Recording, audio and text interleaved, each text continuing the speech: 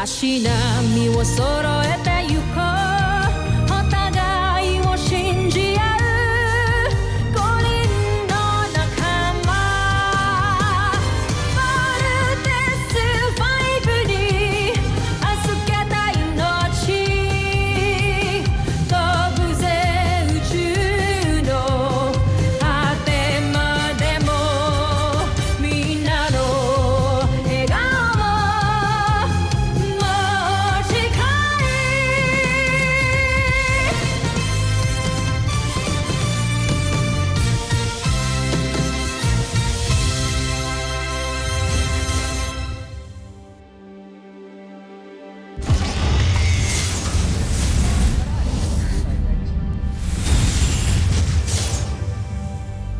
Pinapangako ko, Emperati, sasakupin ko ang planetang Terra. Dr. Smith, inaatake na po tayo ng alien spaceships. Tingnan mo, date na kayo. Sergeant Major, get out of here! May kakaibang sandata, mga taga-Terra. Nasaan niyo lang loob niyo? Tandaan niyo, sa atin nakasalalay ang buong mundo. Kaya kailangan natin manalo. Roger! Roger! Weapon recommendation, chain knuckles! Electromagnetic stop! Laser!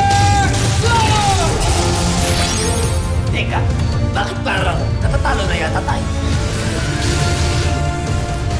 Malayo ang ginakbay natin para mapahiyalang sa mga taga-Terra 2. Ano mo kang iarap ko sa Emperador? Ibigay ko kayo ng isa pang pagkakataon. Aatras tayo para ihanda ang susunod nating atake. Welcome back. Mission accomplished. Team Voltes 5, reporting!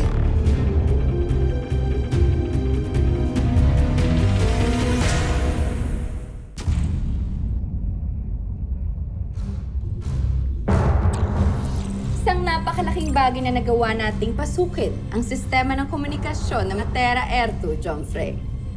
At ang nakakatuwa pa rito hindi man lang ito napansin ng kanilang mga tagapagtanggol. Yan si Voltes 5. Voltes 5. Nasagap ko sa kanilang pandaigdigang komunikasyon na siya ang kanilang pangunahing sandata. Harang-harang ka dyan eh. Laki ng pwesto.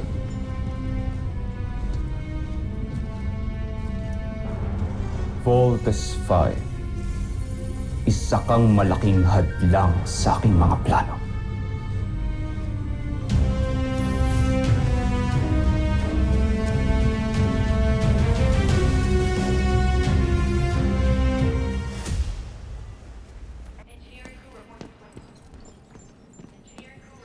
Mark! Oh, kamusta check-up mo? Clear. Nice? Ano? Kain tayo sa mess hall? Why don't you go ask the Armstrong brothers? Gusto ko sana kumain tayo lahat. Kaso, umalis na sila Kain na lang. Kain tayo. Mas mabuti siguro kung umuwi ka nila sa inyo. Sigurado naman ako, nag-aantay na rin yung dad mo dun. So, sige na. Mag-celebrate na kayo kasama ng mga pamilya niyo. Okay. Look, alam ko naman na out of place ka kanina sa celebration kasi ikaw lang naman yung walang magulang dun. Pero, sigurado naman ako na kung nandun din yung parents mo, magiging proud dun sila sa'yo. Invite mo kasi dito. Jamie, Para I don't think this is the right time to talk about this. Okay? Okay. I get it. Alam mo, kami naman din ng dad ko, hindi naman din kami palagi nagkakaintindihan. Pero, wala. I just learned to accept it. So, baka pag ikaw Jamie, hindi naman... seriously. Kailan lang tayo nagkakilala, di ba? Stop acting like you know anything about me. Gusto ko lang naman makatulong. I don't need your help. I'm sorry.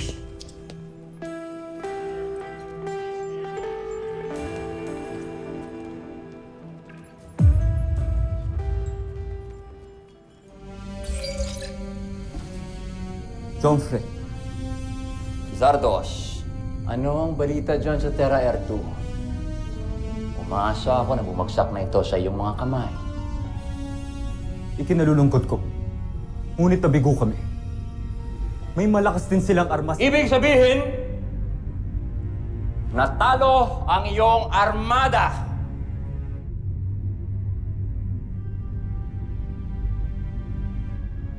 Akala ko ba magaling ka? Akala ko isa ka ng bayani mula na mapaslang mo ang iyong ama! Hindi ka ba nahihiya sa aking mga ministro? Sa mga mamamayan ng Bozan na umiidolo sa'yo? Nasaan na ang iyong galing? Ang iyong talino? Ang iyong tapang? Bakit ka nabigo? Patawarin niyo ako, Joffrey. Pinapangako ko sa inyo, hindi ako uuwi ng Buzan hanggang hindi nasasakop ang planetang Terra-Ertu. Oo! Huwag kang bumalik rito hanggat wala kang maipagmamalaki sa akin! Huwag mo akong ipahiya, Zardos. Huwag mong ipahiya ang buong Buzan Nasty Imperium!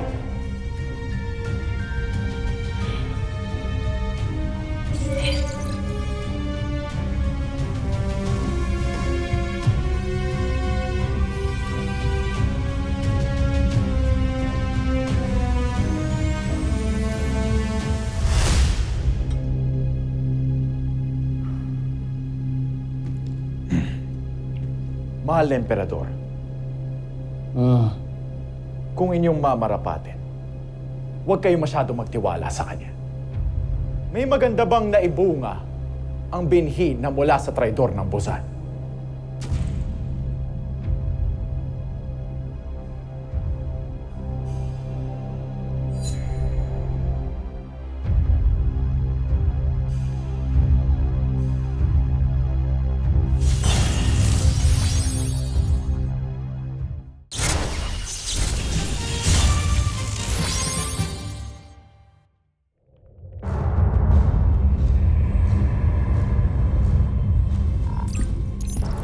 Hindi ako makapaniwala na natalo tayo ng mga taga Terra-Ertu dahil kay Voltes 5. Huwag kayong mag-alala. Pinag-aaralan ko na maigi yan tungkol sa kanila pangunahing sandata.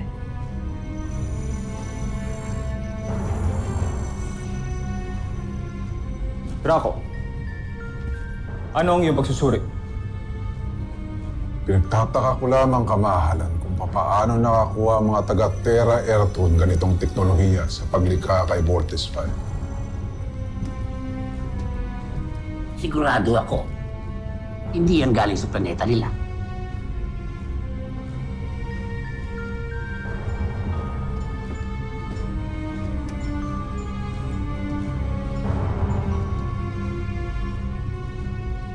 Ituloy niyo ang ulat.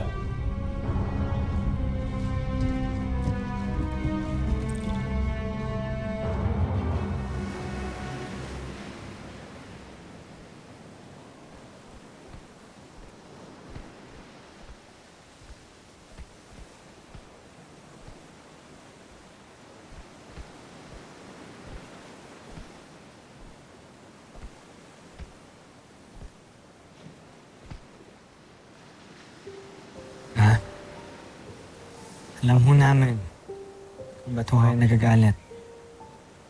Natakot ho kayo. Lalo na ho kay Little John. Tatlo kayo, anak. Paano kung natalo kayo? Eh, di tatlo din kayong sabay-sabay na mawawala sa akin. Pero hindi naman po nangyari ang aking natatakot niya, Ma. At kahit kailan hindi po mangyayari yun. Kasi malakas po kami. Hindi nga ho kami tinatablan ng bale. Iba ang armas ng mga Bozanian, anak. Imposibleng hindi kayo tablan nun. Ma, trust. We trust you. Kayo ni Papa, Dr. Smith. Kaya may confidence ho kaming lumaban gamit ang Voltes robot. Kasi alam ho namin na kayong gumawa nun eh. Trust, Ma. Kaya nga, Ma. Saka, Mama, dapat magtiwala po kayo sa creations yun ni Papa. Tsaka magtiwala po kayo sa mga anak nyo. Oo nga, Mama. Kaya pabayaan mo na po ako, ha? Kasi kailangan po kami ng buong mundo. Kami po ang regalo niyo sa planet natin. Sa mag-iingat kayo mga anak, ha? Huwag niyo hahayaang may mangyaring masama sa inyo. Promise.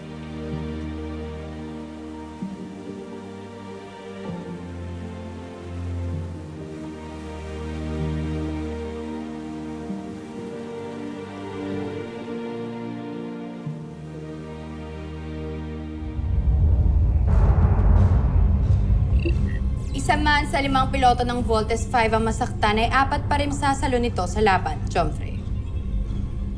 Sino kaya ang 5 mga piloto ng kanilang sandat?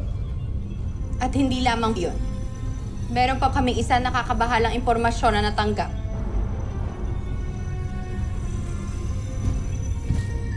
Ano yun? Ang Voltes 5. Meron itong kakaibang enerhiya. At ang enerhiyang ito ay hindi makikita sa ibang parte ng Terra Ertu. Maaaring galing yan sa Busan. Paumanhin, Jomfrey. Pero walang kakayahan ng mga taga-Terra Ertu upang makarating sa ating planeta. Kaya, saan kaya nanggagaling yan?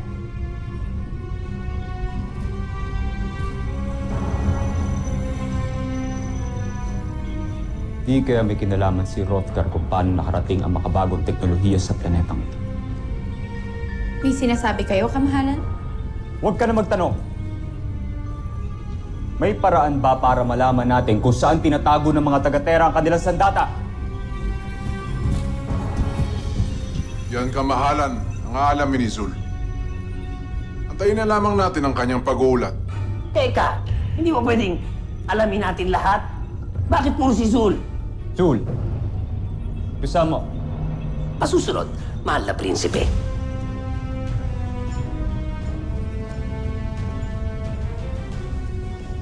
Kailangan nating malaman kung saan nakakadlong ang sandatang tinatawag na Voltes 5.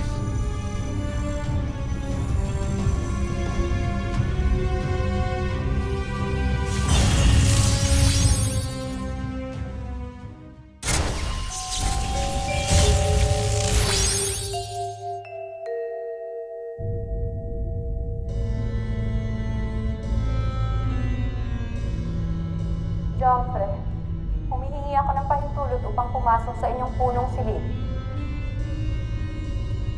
Binibigyan kita ng pahintulot.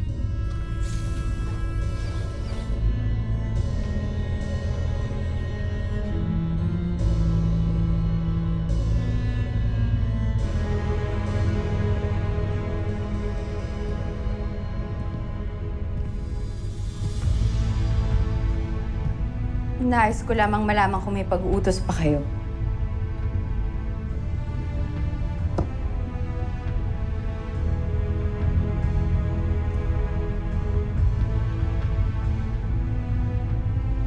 Mapagkakatiwalaan ba talaga kita, General Zandra? Jomfrey, gaya ng sinabi ko sa inyo. Noon pa man ay labis na akong humahanga sa inyong talino't kakayahan. Kaya naman, iaalay ko sa inyo ang aking buong katapatan.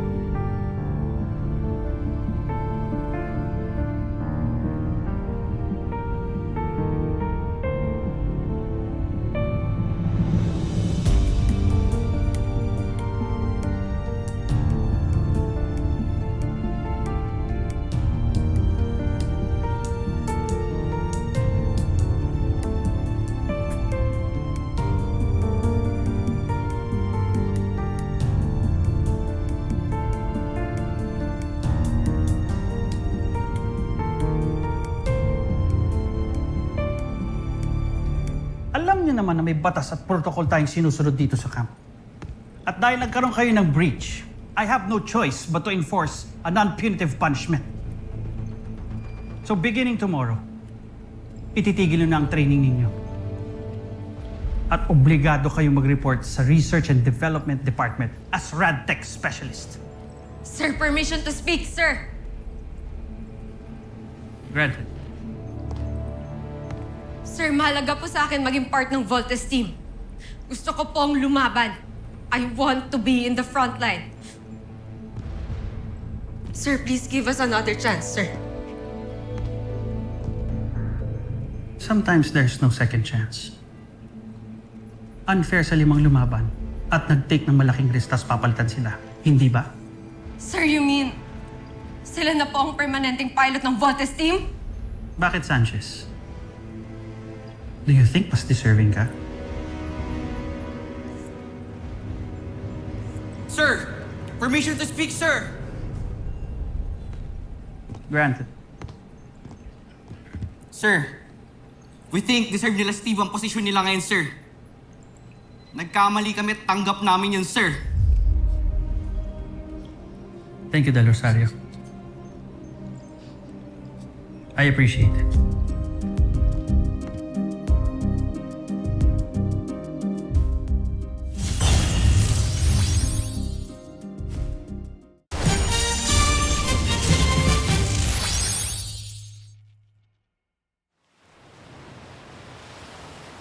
Good boy, Alpha. Buti na lang talaga. Tinayagan ako ni Dr. Smith na isama ka dito sa camp, no? Maswerte nga sila Steve at Jamie. Nakikita nila mama at papa nila. Alam mo naman, sobrang saya ko talaga nakasama kita dito. Kasi you're my only loyal friend. And ikaw lang talaga ang family ko. Alam mo naman yan, di ba? Ikaw lang talaga ang tunay na nagmahal sa akin.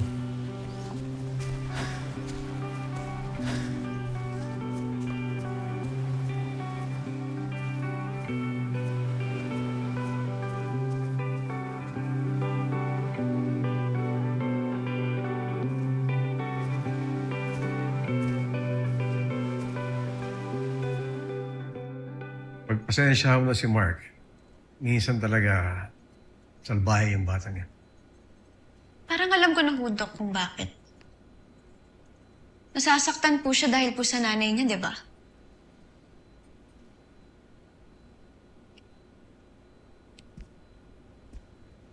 Doc, alam ko po na kayo po yung nagdala dito kay Mark sa camp. So, pwede ko po ba malaman yung kwento po ng pagkatao niya? Kung bakit parang sobrang galit po siya sa mga ina? Sadali. Hindi ba nabanggit ng father mo sa iyo ng mga information na ganyan ay confidential? Iha? Opo, Doc, pero teammate po namin si Mark. Parang ang hirap po kasing pakisamahan yung pagiging aloof and cranky and moody po niya pag hindi po namin siya ganun kakilala. Parang ang hirap po kasi intindihin yung ugali po niya eh. May point ka. Iiyak po ka.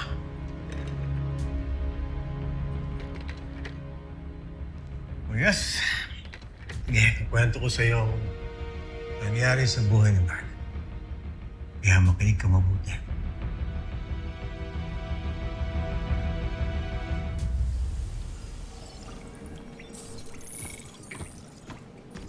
PJ.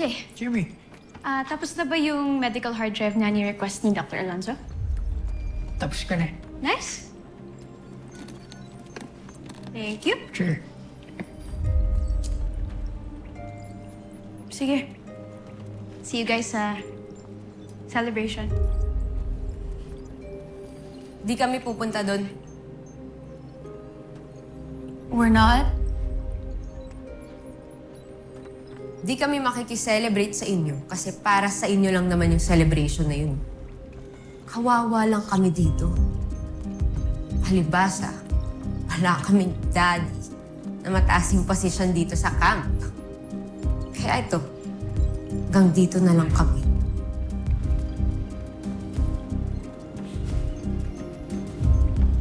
Alam kong disappointed ka sa sarili mo. But you should have taken your responsibility more seriously. The world is at war, Ava. So wag mo akong sisihin or ang daddy ko sa nangyari sa'yo.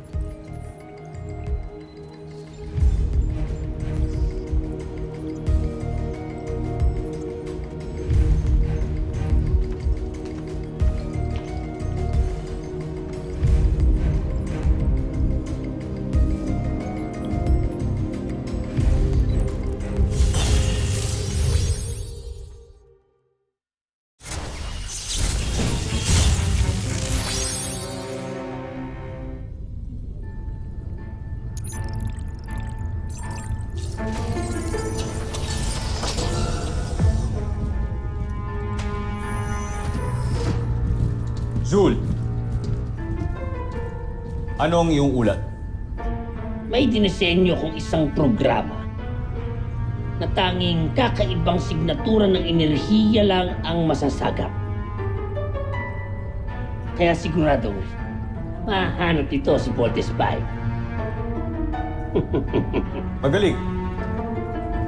Kailangan natin mahanap ang himpilan ng kalaban para mawasak natin ito.